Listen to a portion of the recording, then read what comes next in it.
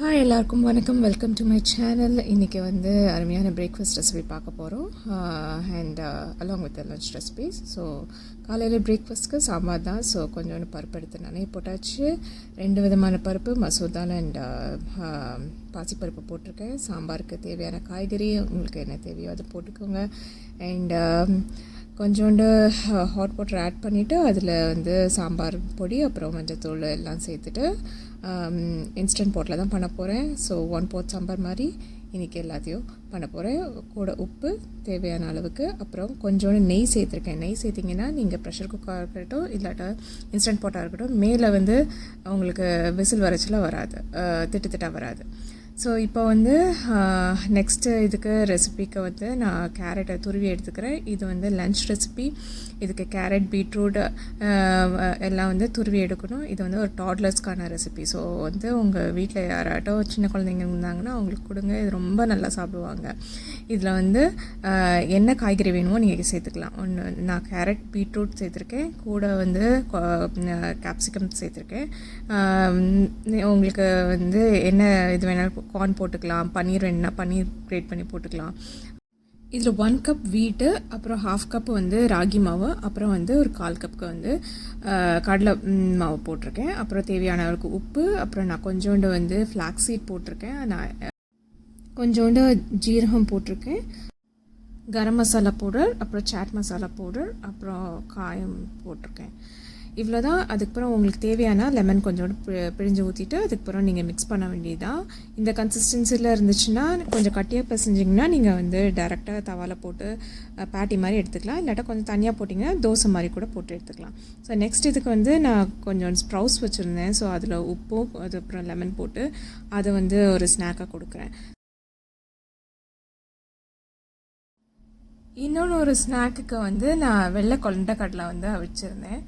அதுதான் கொடுக்குறேன். நீங்கள் அப்படியே கூட கொடுத்துக்கலாம். இல்லாட்டா நான் கொஞ்சோண்டு வெள்ளரிக்காவும் சேர்த்து வந்து அதில் போட்டு மிக்ஸ் பண்ணி லைட்டாக அதே மாதிரி உப்பும் போட்டு மிக்ஸ் பண்ணி கொடுத்துடலாம். ஸோ அதுதான் வந்து 2வது ஸ்நாக்காக நான் வச்சுருந்தேன். ஸோ இப்போ வந்து மாவு நம்ம பண்ணி வச்சுருந்த மாவு ரெடி ஆகிடுச்சு. ஒரு 10 நிமிஷம் நம்ம ரெஸ்ட் பண்ண விட்டுருந்தோம். இப்போது பேனில் வந்து கொஞ்சோண்டு கீ போட்டுக்கோங்க. அதுக்கப்புறம் நான் கொஞ்சம் தண்ணியாக கரைச்சிருந்ததுனால தோசை மாவு மாதிரி போட்டு தோசை ஊற்றுற மாதிரி ஊற்றி நான் வந்து அதை எடுத்துக்கிட்டேன். இது சின்ன குழந்தைங்களுக்கு கொடுக்குறனால சின்ன சின்னதாக க்யூப்ஸாக வெட்டிக்கிட்டேன். ஸோ தட் அவங்க நல்லா ஈஸியாக எடுத்து சாப்பிட்றதுக்கு கன்வீனியண்ட்டாக இருக்குங்கிறதுனால. நெக்ஸ்ட் இப்போ வந்து சாம்பாருக்கு வந்து தாளித்து ஊற்றலாம். அதுக்காக தான் நான் வந்து உள்ளி வெட்டிக்கிட்டேன். இப்போ இன்ஸ்டன்ட் பாட்டில் வந்து நம்ம பண்ணி வச்சுருந்த சாம்பார் ஆல்மோஸ்ட் ரெடி. இதில் வந்து வெறும் தாளித்து மட்டும் தான் கொட்டணும். ஸோ அதுக்கு வந்து ஒரு பேன் எடுத்து கடுகு, உளுந்தப்பருப்பு, லைட்டாக கடலைப்பருப்பு, அப்புறம் வந்து வெந்தயம், கருவேப்பிலை, அப்புறம் வெட்டி வச்சுருந்த உள்ளி எல்லாம் போட்டு சாம்பாரில் வந்து தாளித்து கொட்ட வேண்டியதுதான். அவ்வளோதான், சாம்பார் முடிஞ்சு.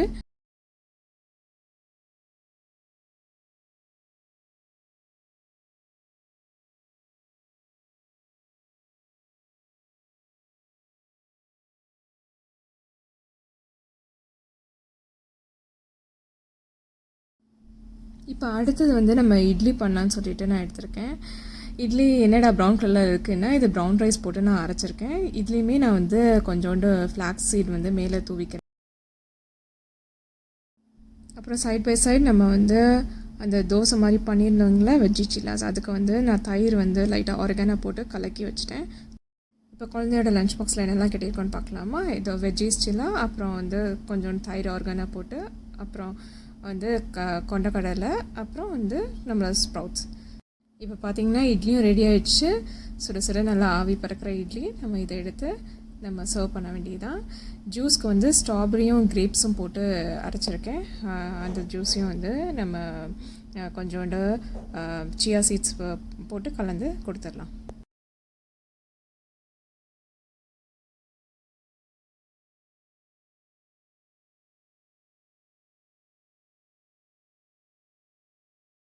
ஜூஸ் பண்ணியாச்சு. இதில் சியா சீட்ஸ் போட்டு கலக்கி கொடுத்துருவோம்.